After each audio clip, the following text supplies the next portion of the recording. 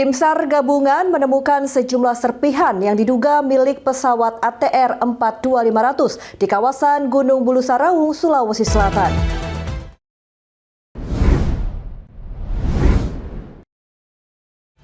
Libur panjang akhir pekan dimanfaatkan warga maupun wisatawan mancanegara untuk berwisata ke sejumlah destinasi di Pulau Dewata, Bali.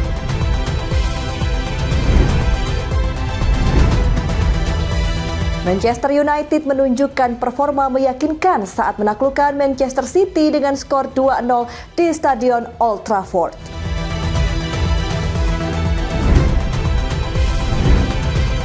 Halo, selamat pagi pemirsa setia Berita Nasional TV. Senang sekali Berita Nasional Pagi kembali hadir menyapa Anda. Selain 3 berita utama tadi, akan ada informasi lainnya dari dunia politik, ekonomi, hingga isu sosial yang sedang hangat diperbincangkan. Bersama saya, Rostulandari.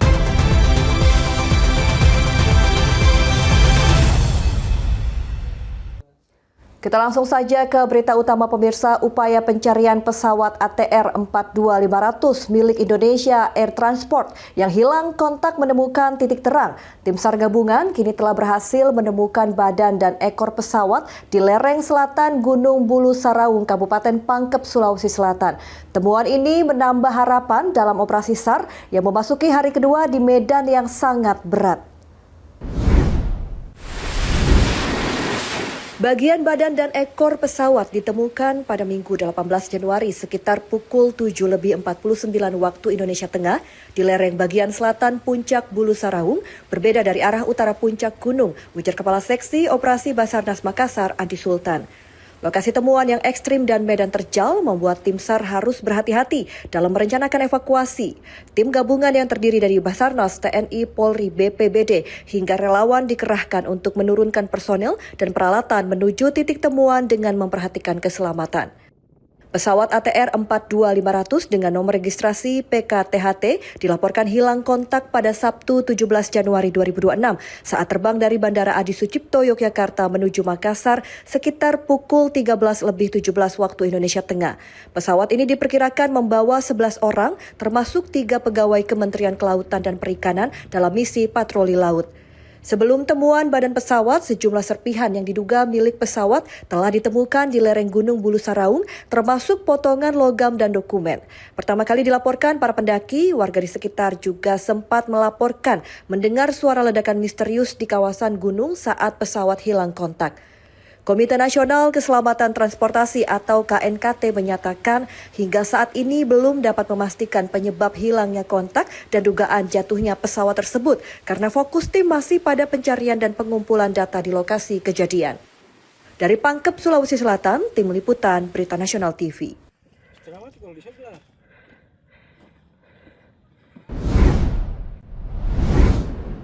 Yang masih terkait pesawat ATR pemirsa, seorang pendaki menemukan serpihan benda yang diduga milik pesawat ATR 42500 tercecer bersama sejumlah dokumen di sekitar puncak pegunungan Bulu Saraung, Kabupaten Pangkep, Sulawesi Selatan. Temuan ini langsung direspon cepat oleh tim SAR gabungan untuk memastikan kebenaran lokasi jatuhnya pesawat tersebut. Bukti pesawat jatuh.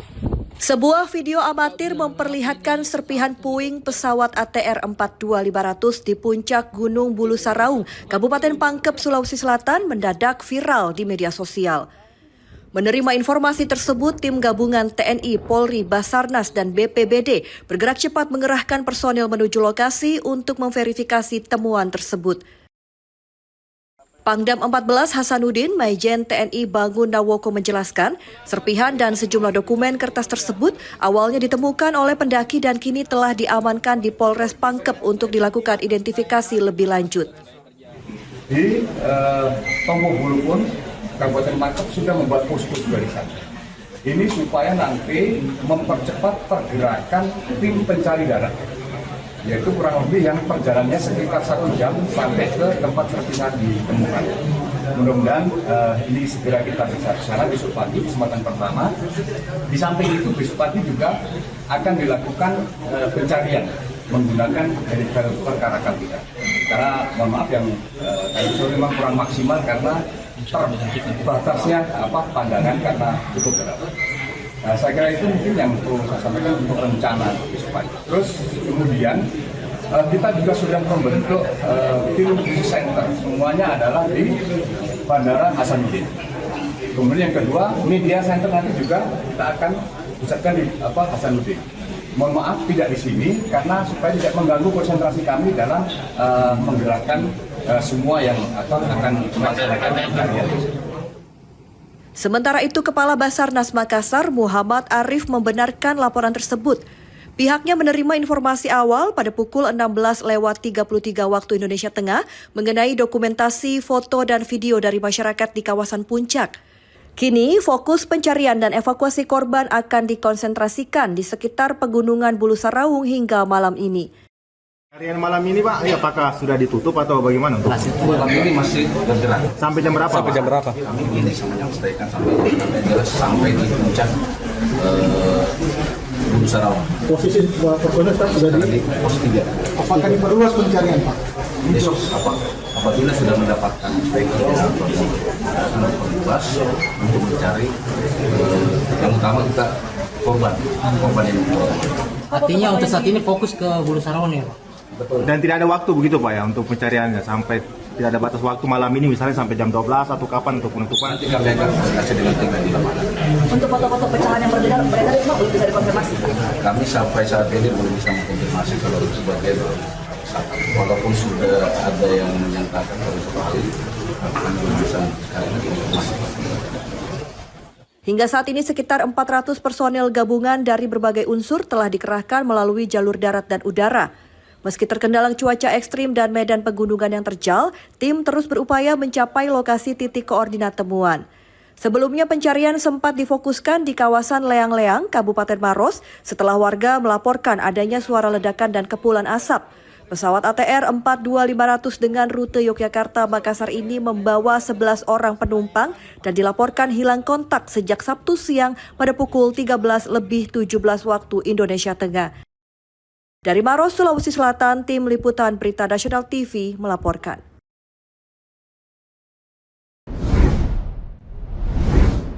Ya, selanjutnya pemirsa, tim SAR gabungan menemukan sejumlah serpihan yang diduga milik pesawat ATR 42500 di kawasan Gunung Bulu Saraung, Sulawesi Selatan. Operasi pencarian serpihan pesawat ini melibatkan tim udara dan darat. Petugas juga memfokuskan mempersiapkan jalur evakuasi dengan mempertimbangkan kondisi medan yang berat.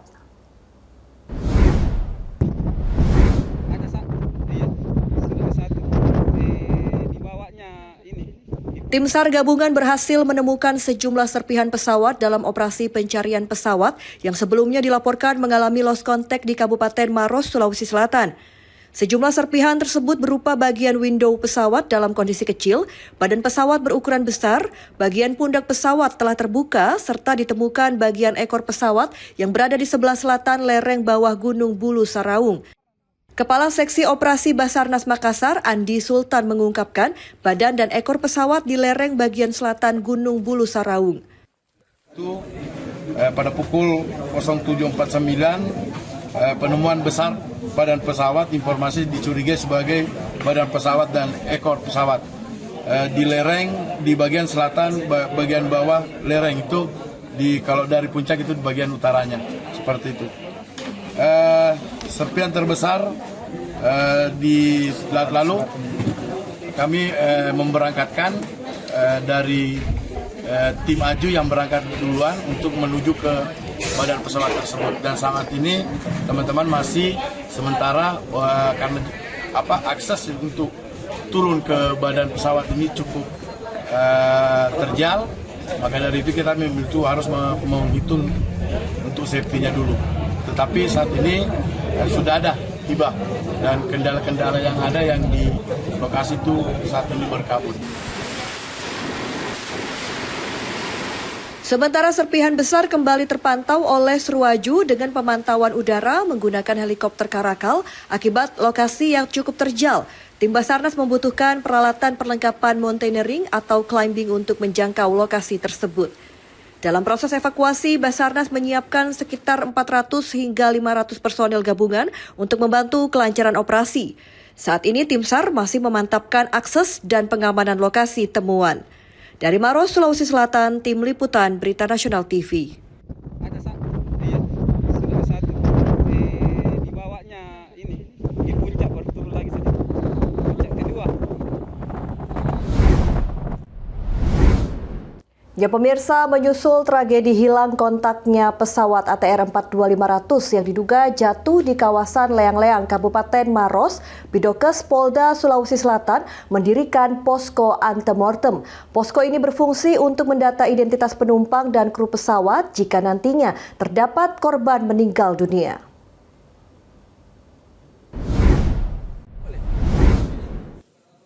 Bidang Kedokteran dan Kesehatan Polda Sulawesi Selatan mendirikan posko antemortem di kantor Bidokes Polda Sulawesi Selatan, Jalan Kumala, Kecamatan Tamalate, Kota Makassar, Sulawesi Selatan. Posko ini disiapkan menyusul tragedi hilang kontaknya pesawat ATR 42500 yang diduga jatuh di kawasan Leang-Leang, Kabupaten Maros pada Sabtu 17 Januari 2026. Kabidokes Polda Sulawesi Selatan, Kombes Pol Dr. Muhammad Haris mengatakan, posko ini disiapkan untuk memberikan pertolongan medis jika korban ditemukan dalam keadaan selamat. Namun pihaknya juga telah menyiapkan langkah-langkah identifikasi apabila ditemukan korban meninggal dunia. Mereka membawa peralatan untuk memberikan pertolongan. Posko ini juga berfungsi untuk mendata identitas penumpang dan kru pesawat jika nantinya terdapat korban meninggal dunia. Sejauh ini ada informasi apakah sudah ada korban yang ditemukan atau gimana? Kami masih mendapat informasi bahwa tim yang sudah ke TKP itu belum bisa menemukan titik pesawat jatuh. Jadi kami selalu menunggu informasi apakah ada yang masih hidup atau meninggal. Antemortem itu berguna untuk mendata seandainya memang penumpang atau kru pesawat ini meninggal, kemudian postmortem kita siapkan untuk melakukan pemeriksaan seandainya ditemukan jenazah ataupun body part di TKP. Selain membangun posko antemortem, pihaknya juga telah mengirim 3 tim DVI yang berjumlah 12 personil dan dibekali perlengkapan alat medis serta identifikasi yang dibutuhkan dan menyiapkan beberapa armada ambulans untuk diturunkan ke lokasi. Hingga saat ini pihaknya belum menerima informasi adanya korban yang ditemukan di lokasi kejadian. Tim SAR gabungan masih berupaya mencari titik jatuhnya pesawat. Berharap semua kru dan penumpang masih selamat. Dari Makassar, Sulawesi Selatan, Tim Liputan Berita Nasional TV.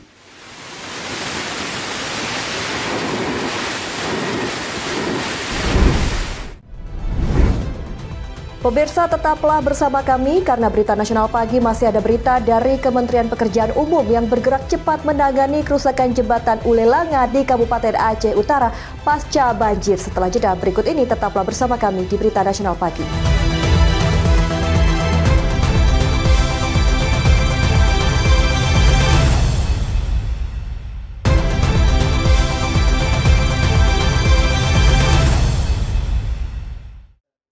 Anda kembali menyaksikan Berita Nasional Pagi. Pemirsa, Kepala Staf Kepresidenan Muhammad Kodari melakukan kunjungan kerja ke Kabupaten Aceh Tamiang. Kunjungan tersebut dilakukan dalam rangka meninjau langsung kondisi wilayah terdampak banjir, sekaligus memastikan proses penanganan serta pemulihan pasca bencana berjalan sesuai rencana.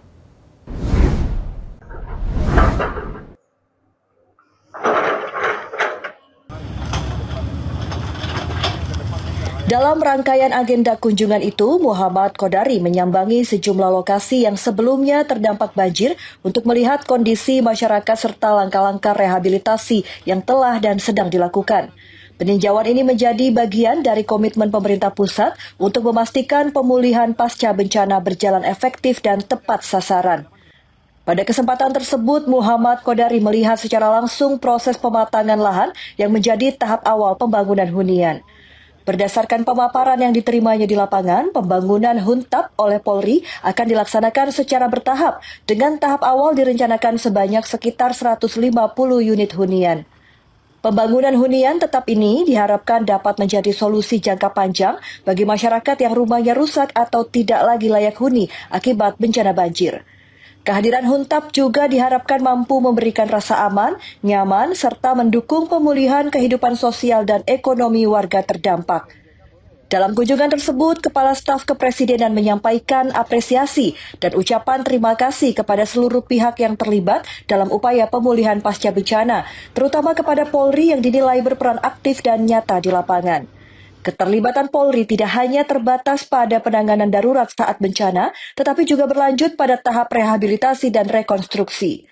Menurutnya, kolaborasi lintas sektor antara pemerintah pusat, pemerintah daerah, TNI Polri, serta berbagai elemen lainnya menjadi kunci utama dalam mempercepat pemulihan wilayah terdampak bencana. Sinergi tersebut diharapkan dapat terus terjaga hingga seluruh proses pembangunan hunian dan pemulihan masyarakat selesai sepenuhnya. Kita sekarang ada di lokasi rencana hunian tetap bagi pengungsi dan penyintas dari bencana di Aceh Tamiang yang dibangun oleh Polri. Dan seperti bisa dilihat di belakang, kegiatan pematangan lahan sedang dilakukan. Insya Allah 3 bulan ke depan sudah akan berdiri dan bisa dihuni. Informasi tadi dari Pak Kapolres, jumlah tahap pertama sekitar 150 unit. Ya. Barangkali kalau ada tambahan dari Bu Nedi. Jadi kita mengucapkan terima kasih kepada partisipasi semua pihak, khususnya dari pihak Polri pada hari ini di tempat ini, karena telah berpartisipasi secara nyata dalam upaya pemulihan, rehabilitasi dan rekonstruksi dari pasca bencana di Aceh, khususnya di Kabupaten Aceh Tamiang. Kita doakan supaya kegiatan ini berjalan dengan aman dan lancar dan hasilnya nanti sesuai dengan yang diharapkan. Dengan adanya pembangunan Huntap ini, pemerintah berharap para penyintas bencana dapat segera bangkit, menata kembali kehidupan mereka, serta menjalani aktivitas sehari-hari dengan lebih baik dan bermartabat. Dari Aceh Tamiang, Aceh, jurnalis Berita Nasional TV.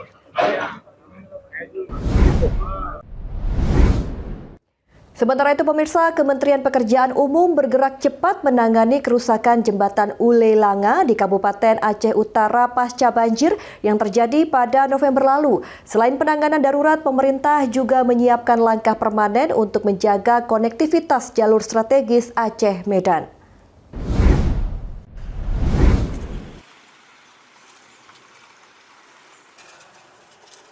Banjir yang melanda wilayah Aceh Utara pada November lalu menyebabkan pengikisan sedimen di sekitar jembatan Ule Langa.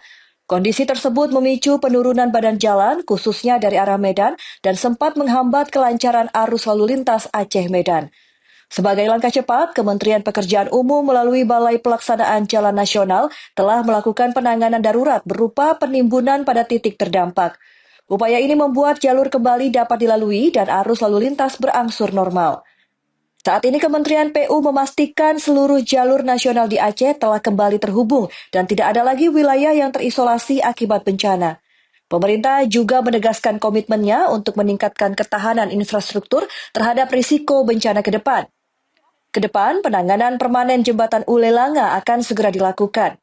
Proses saat ini memasuki tahap pengusulan yang akan dilanjutkan dengan perencanaan teknis serta investigasi lapangan agar solusi yang diterapkan lebih kokoh dan berkelanjutan. Bahwa terdapat tambahan satu titik jembatan, yaitu jembatan Ule Langa yang terletak di Kabupaten Aceh Utara, di mana terjadi penurunan saat ini.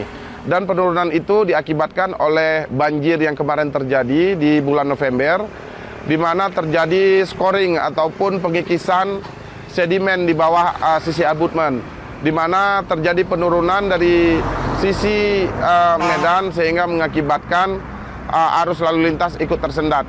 Tapi alhamdulillah kemarin bersama dengan tim dari BPJN Aceh kami telah melaksanakan penanganan darurat, di mana kondisi jembatan tersebut saat ini sudah ditimbun sehingga tidak terjadi kemacetan lalu lintas yang dapat menghambat arus distribusi barang ataupun jasa. Karena mengingat memang lintas timur Aceh ini merupakan jalur maupun koridor logistik yang menghubungkan Banda Aceh dan Medan. Dengan percepatan penanganan darurat hingga rencana permanen ini, Kementerian PU berharap mobilitas masyarakat dan distribusi logistik di Aceh Utara dapat terus berjalan lancar dan aman. Dari Aceh Utara Aceh, Tim Liputan, Berita Nasional TV. Ya, informasi selanjutnya pemirsa, Polres PD Jaya melaksanakan kegiatan pemulihan pasca bencana banjir melalui gotong royong bersama masyarakat di wilayah hukumnya. Kegiatan tersebut bertempat di Min 1 PD Jaya, Gampong Menasalok, Kecamatan Meredu, Kabupaten PD Jaya.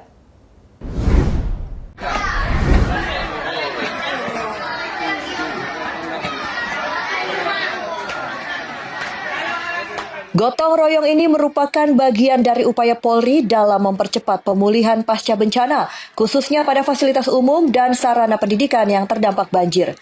Fokus utama kegiatan diarahkan pada pembersihan lingkungan sekolah agar proses belajar mengajar dapat segera kembali berjalan normal.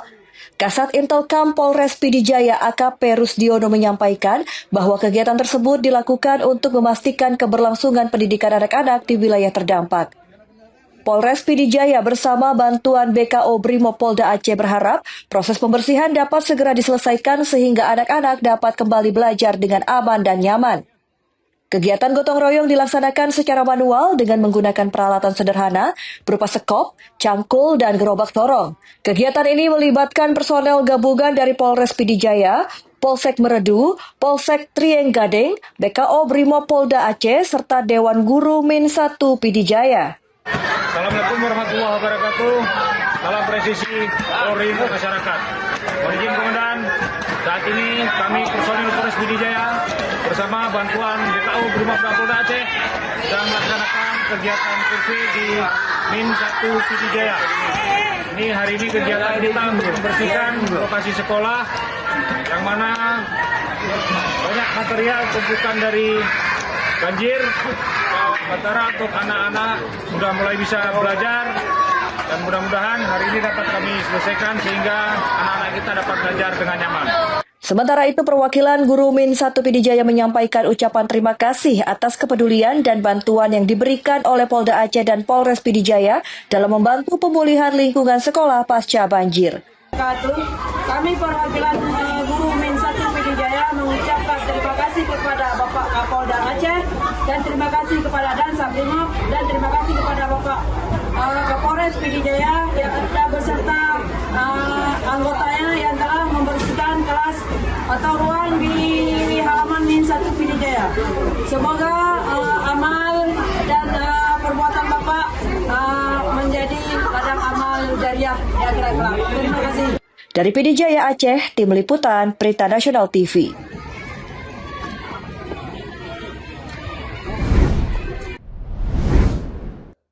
Ya pemirsa, kepedulian Polri terhadap kondisi kesehatan masyarakat terdampak bencana banjir kembali diwujudkan melalui aksi nyata di lapangan.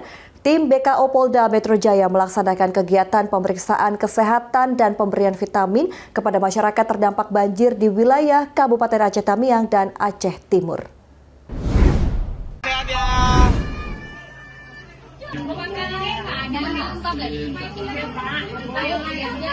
Kegiatan kemanusiaan tersebut dilaksanakan di dua lokasi, yakni Pondok Pesantren Hidayah Raudatun Najah Desa Matang Tepah, Kecamatan Bendahara, Kabupaten Aceh Tamiang, serta Desa Bukit Seulema, Kecamatan Birembayen, Kabupaten Aceh Timur. Sejak pagi hari, tim medis Polri memberikan pelayanan kesehatan secara langsung kepada warga dengan penuh empati dan ketelatenan. Pelaksanaan kegiatan dipimpin oleh Dr. Yuliantika Nurul Kumaria selaku dokter ahli bidokes Polda Metro Jaya bersama anggota tim BKO PMJ. Selain pemeriksaan kesehatan, masyarakat juga diberikan vitamin guna menjaga daya tahan tubuh di tengah kondisi lingkungan pasca bencana yang rentan terhadap berbagai penyakit. Salah seorang warga penerima layanan Nurjana, warga desa Matang Tepah, Kecamatan Bendahara, tampak terharu saat menerima pemeriksaan kesehatan langsung di desanya. Dokter yang memimpin pelayanan di lapangan, Dr. Yuliantika Nurul Kumaria menjelaskan bahwa kegiatan ini merupakan bagian dari komitmen Polri untuk memastikan kesehatan masyarakat tetap terjaga selama masa pemulihan pasca bencana. Kegiatan ini menjadi wujud kehadiran negara melalui Polri tidak hanya dalam penanganan darurat bencana, tetapi juga dalam memastikan aspek kesehatan masyarakat tetap terjaga. Kehadiran tim medis Polri disambut dengan rasa syukur dan antusias oleh warga sebagai bentuk nyata kepedulian dan pengabdian kepada masyarakat. Ya, saat ini saya bersama dengan Ibu Nurjana yang datang hadir pada hari ini untuk mengikuti kegiatan kesehatan. Begitu saya ingin menanyakan bagaimana besar yang Ibu rasakan selama kegiatan. Baik, terima kasih kepada Ibu dan Bapak-Bapak yang telah melayani masyarakat dengan baik atas pengobatan kami ini yang usaha ini jadi kita kepada kami semua ini. Kami berharap bersyukur, terima kasih kepada Ibu dan Bapak Polisi yang hadir untuk meringankan beban kami di saat banjir ini. Kami mengucapkan terima kasih kepada Bapak Ibu aja. Terima kasih.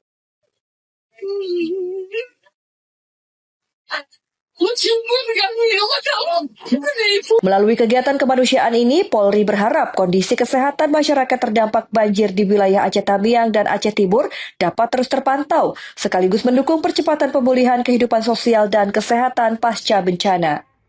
Dari Aceh Tamiang, Aceh, Tim Liputan Berita Nasional TV.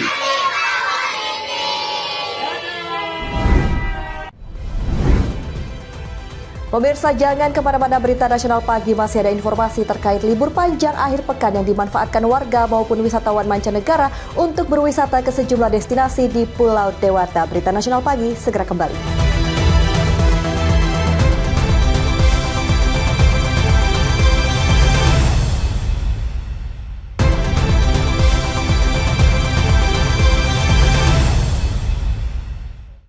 Anda kembali bersama kami di Berita Nasional Pagi. Pemirsa, libur panjang akhir pekan dimanfaatkan warga maupun wisatawan mancanegara untuk berwisata ke sejumlah destinasi di Pulau Dewata.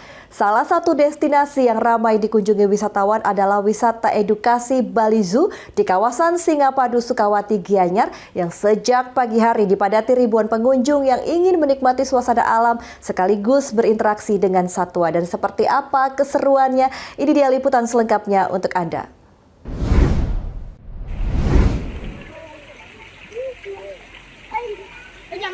Wisata edukasi sekaligus lembaga konservasi Bali Zoo di kawasan Singapadu, Sukawati, Gianyar merupakan salah satu destinasi wisata di Bali yang ramai mendapat kunjungan pada libur panjang akhir pekan ini. Begitu memasuki kawasan ini, wisatawan domestik maupun mancanegara langsung disambut belasan rusa timur yang memenuhi jalanan. Sambil berinteraksi, pengunjung juga bisa memberi makanan rusa yang dijual di sekitar tempat tersebut. Masuk ke bagian dalam lembaga konservasi Bali Zoo, wisatawan domestik maupun mancanegara diajak untuk mendapat pengalaman interaktif sekaligus edukatif dengan binatang. Seperti yang terlihat di wahana Jungle Encounter, pengunjung dapat melihat dari jarak dekat beragam satwa eksotik dan unik, mulai dari binturong, kadal tegu emas, piton albino, hingga iguana. Wahana Jungle Encounter tidak hanya menjadi hiburan, tapi juga sarana edukasi yang diharapkan menumbuhkan kesadaran pengunjung tentang pentingnya menjaga kelestarian satwa dilindungi. Karena ini ya, mungkin karena antusias dari Bali kan terkenal sama faunanya. Jadi kita milih ke sini buat mengunjungi faunanya itu. Ya, kenapa kok memilih wisata edukasi nih Pak? Ini kan sama keluarga nih untuk ngisi waktu libur. Kebetulan bawa anak sekalian kan jalan-jalan biar memperkenalkan ke anak kalau fauna di Bali itu kayak gini. Gitu. Ini udah sering ke kebun binatang atau seperti apa nih? Kalau ke sini baru kali ini. Baru kali ini ya. Iya. Apa sih yang paling dicari nih? Ya ini paling ngasih makan hewan, interaksi ke hewan, mengenalkan ke anak biar kenal aja gitu. Kamu kan di sana bisa belajar banyak binatang, banyak ini, banyak itu. Jadi untuk pengetahuan. Jadi sekalian untuk mendekatkan anak dengan alam gitu Bu ya. Iya. Tadi sudah berinteraksi sama hewan apa aja Bu? Ini barusan ular, terus yang lain belum sih, karena akunya nggak berani. Rencananya apa aja nih Bu? Belum tahu, tadi kita udah muter sebenarnya tuh kita habis makan siang, sekarang lagi mau muter-muter lagi lihat yang lain. Untuk akhir pekan saat ini kalau untuk di Bali Zoo sendiri biasanya untuk long weekend kita di hari-hari biasanya kalau untuk pengunjung itu ada di 1.000 sampai 1.200 per hari. Untuk long weekend ini kami prediksi bisa meningkat di range antara 1.300 sampai 1.500 per hari. Itu didominasi wisatawan mana aja tuh? Kalau untuk wisatawannya, untuk long weekend kali ini memang lebih banyak didominasi oleh wisatawan lokal dan juga domestik. Oke, ini kenaikan ini sudah dari hari kapan ini, Mbak? Kalau untuk kenaikan memang sudah dari hari Jumat, sekarang Sabtu, dan kami prediksi puncaknya adalah hari Minggu. Itu diprediksi menembus sampai berapa kira-kira? Di angka 1.500 karena hariannya biasanya di 1.000 sampai 1.200. Spot lain yang menjadi ikonik di destinasi ini tentu saja savana Afrika dan kampung Sumatera yang ekosistemnya dibuat menyerupai aslinya. Savana Afrika didiami oleh satwa asal Afrika seperti singa Afrika, hiena, meerkat, hingga burung unta. Sementara kampung Sumatera terdapat gajah Sumatera, beruang madu, orangutan, dan harimau Sumatera. Lembaga Konservasi Bali Zoo saat ini mengoleksi sekitar 650 satwa dari 65 spesies, termasuk satwa endemik Bali, Indonesia, serta spesies dari Afrika dan Asia. Dari Gianyar, Bali, Tim Liputan Berita Nasional TV.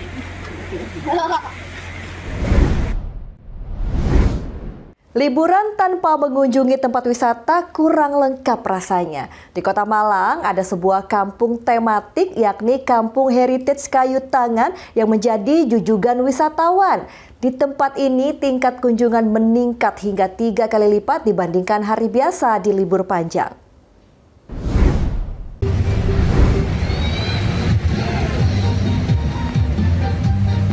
Kampung Heritage Kayu Tangan, salah satu kampung tematik di Kota Malang, menjadi favorit pengunjung mengisi libur panjang. Sejak pagi, kampung yang sudah ada sejak masa kolonial Belanda ini sudah ramai oleh pengunjung. Nani, pengelola Kampung Heritage, mengatakan di Kayu Tangan Heritage ada sejumlah ikon, seperti beberapa rumah berusia lebih dari 60 tahun, kuliner jadul, dan spot-spot foto tematik. Sementara peningkatan pengunjung sudah terjadi sejak sepekan. Di momen libur seperti saat ini, pengunjung yang masuk mencapai 2.000 lebih. Jumlah tersebut hanya terhitung dari satu pintu utama saja. Ya, jadi Kampung Kayu Tangan Heritage ini mengusung konsep heritage yang mana daya tarik yang kita punya itu seperti bangunan peninggalan kolonial, kemudian rumah-rumah tua yang masih terawat dan masih asli, belum pernah dipugar. Kemudian juga ada beberapa rumah warga yang mengoleksi barang-barang antik atau barang-barang vintage, itu yang coba kita tawarkan.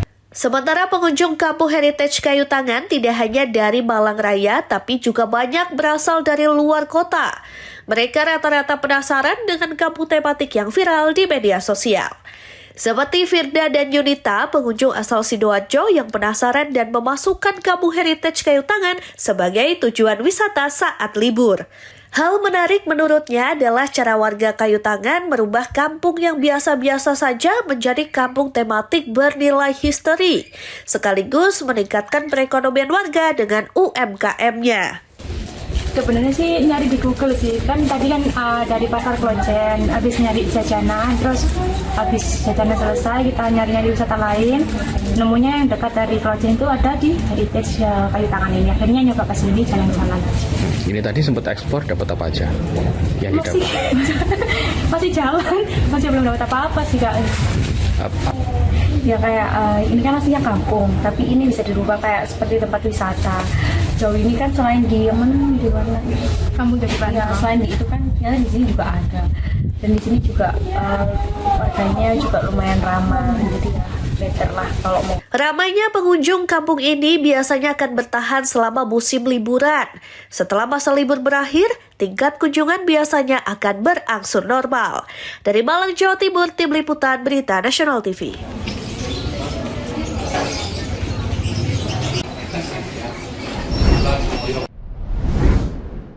Kita beralih ke informasi lain pemirsa. Wakil Menteri Transmigrasi Viva Yoga Mauladi menyebut nanas Morris berpeluang besar dikembangkan sebagai komoditas unggulan kawasan transmigrasi. Komoditas ini dinilai mampu memberikan nilai tambah sekaligus mendorong pertumbuhan ekonomi masyarakat. Pernyataan tersebut disampaikan Wakil Menteri Transmigrasi Viva Yoga Mauladi saat menghadiri Festival Nanas 2026 di Balai Pelatihan dan Pemberdayaan Masyarakat Transmigrasi BPPMT Pekanbaru Desa Rimbo Panjang, Kabupaten Kampar Riau. Pemerintah berencana mengembangkan nanas Morris melalui program rumah produksi. Langkah ini dilakukan agar nanas tidak hanya dijual dalam bentuk mentah, namun diolah menjadi beragam produk bernilai tambah. Viva Yoga menjelaskan setiap kawasan transmigrasi didorong memiliki komoditas unggulan yang jelas. Tujuannya untuk memperkuat hilirisasi dan mendorong pertumbuhan usaha mikro kecil dan menengah.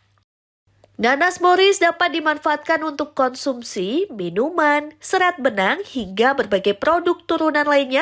Pengembangan secara komprehensif diyakini mampu memperkuat ekonomi masyarakat transmigrasi.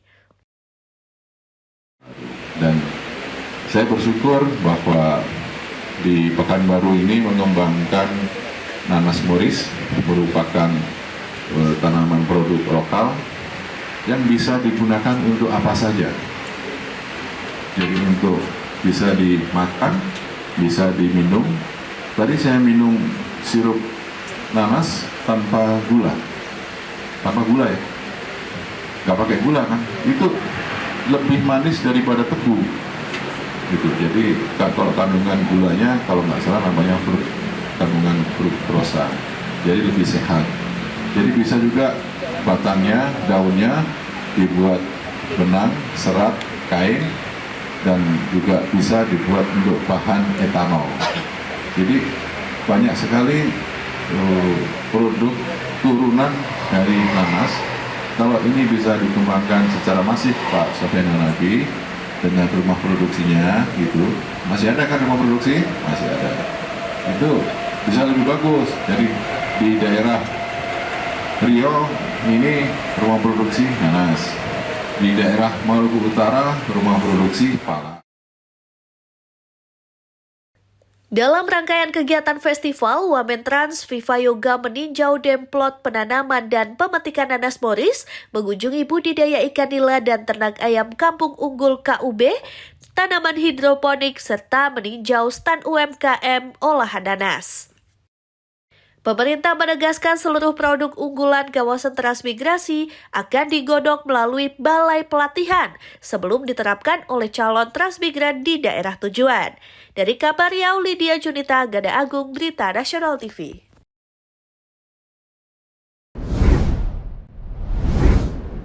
Ya, selain itu pemirsa, Wakil Menteri Transmigrasi Viva Yoga Mauladi menyebut nanas Morris di Desa Rimbo Panjang, Kabupaten Kampar, Provinsi Riau memiliki potensi besar untuk dikembangkan sebagai komoditas unggulan kawasan transmigrasi. Dan seperti apa informasi lengkapnya, reporter kami Lydia Junita dan kameramen Anggada Agung telah merangkum liputannya untuk Anda, dan ini dia informasinya.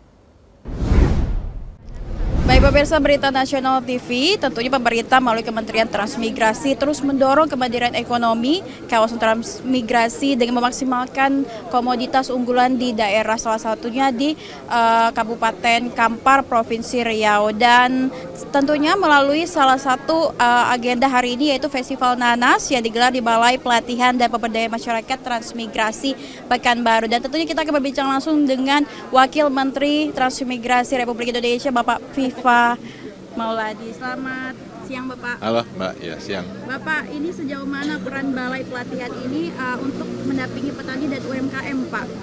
Apalagi ini terkait tentang Festival Nanas hari ini Pak. Ya, hari ini saya datang di Balai Pekanbaru, Balai Masyarakat Transmigrasi Pekanbaru. Ada pekan Festival Nanas. Jadi nanas di daerah Siak dan di daerah sekitar sini adalah menjadi produk unggulan. Para petani nanas di sini banyak. Ternyata nanas bisa memberikan manfaat buat apa saja. Jadi bisa dimakan, untuk konsumsi, untuk diminum, kemudian untuk selai, kemudian untuk fermentasi, wine, untuk bahan-bahan kosmetik, bahan kimia, termasuk untuk bioetanol, serta untuk bahan tekstil. Benang menjadi tekstil. Jadi nanas sangat membawa manfaat dan seluruh batang, seluruh buahnya itu bisa digunakan untuk apa saja. Jadi kita mengembangkan produk nanas ini agar bisa meningkatkan pendapatan masyarakat dan bisa memberikan hasil yang maksimal. Kalau kita tanam nanas, sebenarnya kalau untuk kita ingin adanya tekstil, benang, tidak usah tebang-tebang pohon ya kan, jadi tidak banjir sebenarnya. Jadi nanas ini akan kita kembangkan di daerah di kawasan transmigrasi yang kira-kira membutuhkan perhatian khusus adalah soal topografinya, iklimnya yang sama, dan saya rasa nanas ini mudah sekali untuk bisa untuk ditanam dan bisa untuk dimanfaatkan untuk mendapatkan tambahan pendapatan masyarakat transmigrasi. Oke, baik Pak, kalau misalnya strategi dari Kementerian sendiri ini terkait tentang daya saing nanas ini ke depannya apakah memang akan ada ekspor nantinya Pak?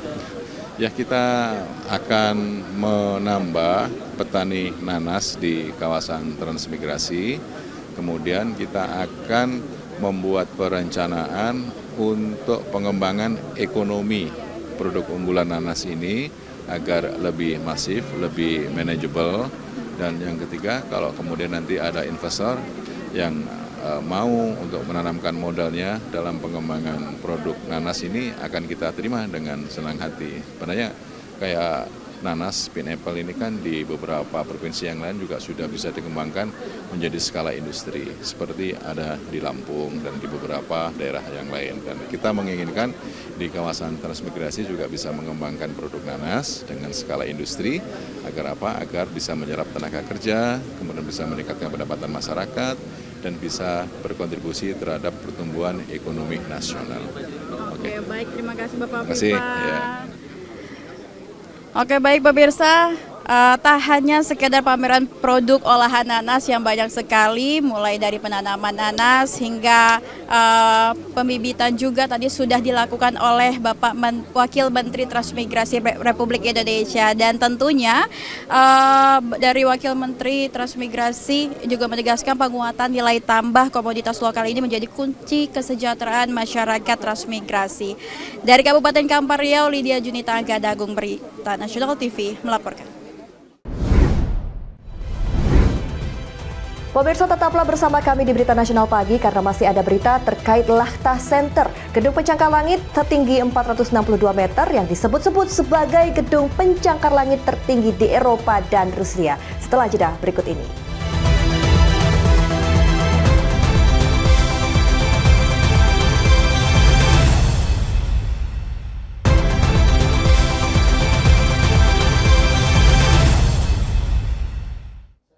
Anda kembali bersama kami di Berita Nasional Pagi. Pemirsa, selanjutnya informasi dari mancanegara.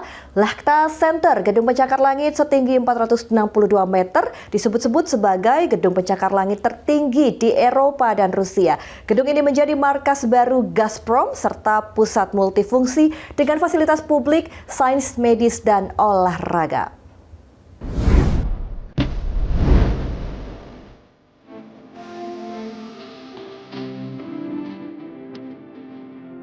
Lakhta Center terletak di Petersburg, Rusia.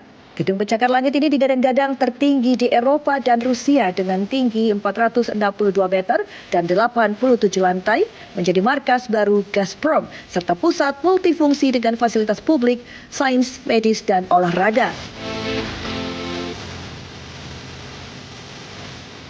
Bangunan ikonik ini menjadi simbol ambisi teknologi dan rekayasa abad ke-21 dan menjadi landmark baru di kawasan pesisir Teluk Finlandia. Menara ini dirancang dengan konsep arsitektur modern futuristik. Lakhta Center dibangun mampu menghadapi kondisi cuaca ekstrim. Struktur bisa menahan angin kencang, suhu dingin ekstrim, serta iklim pesisir yang menantang. Desain spiral bangunan ini tidak hanya memberi kesan estetis, namun juga memiliki fungsi aerodinamis. Teknologi konstruksi canggih digunakan menjaga stabilitas gedung di ketinggian ekstrim. Lebih dari sekedar gedung pencapai langit, Lakhta Center dipandang sebagai simbol inovasi, kemajuan teknologi, serta ambisi besar dunia arsitektur modern di era saat ini.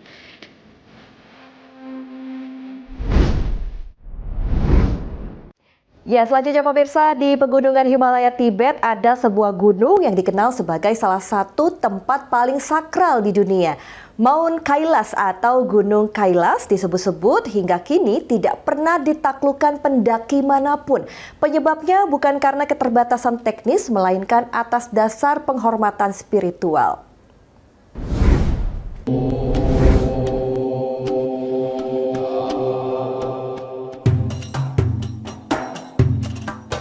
Mount Kailas atau Gunung Kailas merupakan salah satu puncak tertinggi di Himalaya. Terletak di wilayah barat daya dataran tinggi Tibet, Cina, gunung ini menjulang setinggi 6.638 meter. Gunung ini tak hanya menjadi tujuan pendaki gunung, tapi juga memiliki peran penting dalam hal spiritual berbagai kepercayaan. Gunung Kailas dipercaya sebagai gunung suci 4 kelompok keagamaan besar, yakni Hindu, Buddha, Jain, dan Bon. Bagi umat Hindu, gunung ini diyakini sebagai tempat bersemayam Dewa Siwa. Sedangkan dalam tradisi Buddha, Kailas dianggap sebagai pusat alam semesta. Hingga saat ini pemerintah Cina secara tegas melarang aktivitas pendakian di Gunung Kailas. Kebijakan ini diberlakukan untuk menjaga nilai sakral gunung tersebut, sekaligus mencegah kerusakan lingkungan di kawasan suci. Alih-alih mendaki, ribuan peziarah setiap tahun datang menjalani ritual Kora, yaitu mengelilingi gunung sepanjang puluhan kilometer. Ritual ini dipercaya bisa membersihkan dosa dan memberikan pahala spiritual. Gunung Kailas menjadi simbol tidak semua tempat di bumi diciptakan untuk ditaklukkan. Sebagian ada untuk dijaga, dihormati, dan dilestarikan nilai kesakralannya. Ya, selanjutnya pemirsa, di pegunungan Himalaya Tibet ada sebuah gunung yang dikenal sebagai salah satu tempat paling sakral di dunia. Mount Kailas atau Gunung Kailas disebut-sebut hingga kini tidak pernah ditaklukkan pendaki manapun. Penyebabnya bukan karena keterbatasan teknis, melainkan atas dasar penghormatan spiritual.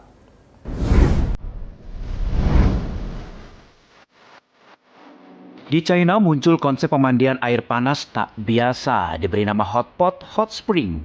Kolam ini dibuat mirip seperti kuah hot pot, lengkap dengan cabai, lemon, jujube, serta aneka sayuran sebagai hiasan.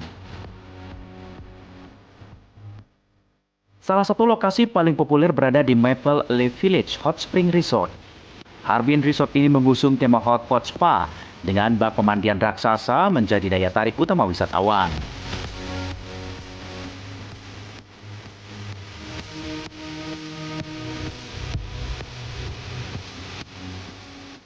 Meski terlihat tak lazim, banyak pengunjung mengaku merasakan manfaat setelah berendam. Sebagian mengatakan kulit terasa lebih halus dan tubuh lebih rileks usai menikmati pemandian ini. Di media sosial, konsep ini sempat menuai perdebatan terkait kebersihan dan pemborosan bahan makanan. Semua pihak hotel menegaskan sebagian besar sayuran hanya bersifat dekoratif, sementara cabai asli digunakan karena dipercaya memiliki manfaat herbal.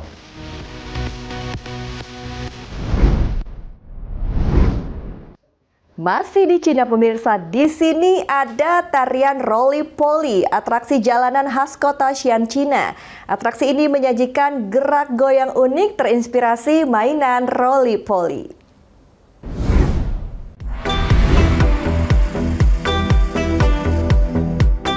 Sebuah pertunjukan jalanan bernama roly-poly di kota Xi'an, China menarik perhatian dunia pada periode 2019 hingga 2020. Atraksi ini menampilkan gerakan khas menyerupai boneka selalu kembali tegak meski didorong. Tarian ini dipopulerkan seniman Feng Jiachen, memadukan konsep mainan tradisional dengan koreografi sederhana namun ekspresif. Setiap gerakan yang dibuat lembut dan berulang menciptakan kesan lucu sekaligus memikat.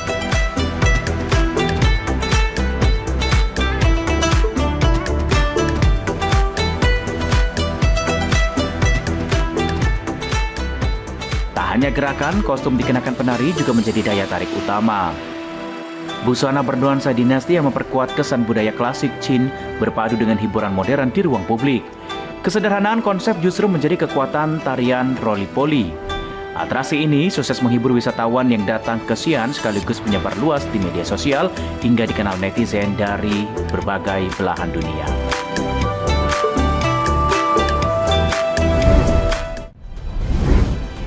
Informasi tadi sekaligus menutup perjumpaan kita di Berita Nasional Pagi kali ini. Saya Restulandari beserta kru yang bertugas pamit undur diri. Selamat pagi dan selamat beraktivitas. Sampai jumpa.